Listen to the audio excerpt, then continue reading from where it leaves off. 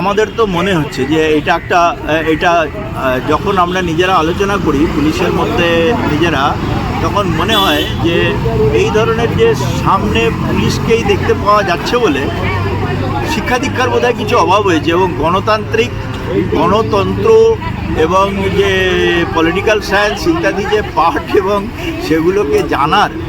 যে আগ্রহ রাজনৈতিক নেতাদের থাকার দরকার, কিভাবে একটা সরকার চলে, কিভাবে একটা দেশ চলে, কিভাবে একটা রাষ্ট্র চলে, কোন সিস্টেমের মধ্যে দিয়ে চলে, কোন সংবিধানের কতগুলো হচ্ছে যে আমাদের যে স্তম্ভগুলো আছে, হ্যাঁ, তাদের কি কি কাজ এবং কীভাবে পুলিশ পরিচালিত হয়, সেনা পরিচালিত হয়, বিভিন্ন সরকারি কর্মক্ষেত্রে বিভিন্ন প্রতিষ্ঠান পরিচালিত হয়, এই প্রত্যেকটি ভালো করে জেনে প্রতিষ্ঠানকে আঘাত না করে প্রতিষ্ঠান পরিচালনাকারীদের ওপরে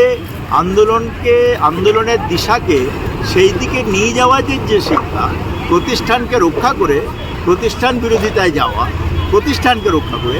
এই শিক্ষাটা হচ্ছে যে গণতান্ত্রিক এবং রাজনৈতিক শিক্ষা, এইটাই বোধহয় কোথাও গোলমাল হচ্ছে। আমি একদম সামাজিক অবক্ষয় বলবো না, শিক্ষিত অশিক্ষিত সব মিলিয়ে একটা সমাজ, এবং এই সমাজ যে এখনো পর্যন্ত সবটাই টাইমে সব কিছু হচ্ছে,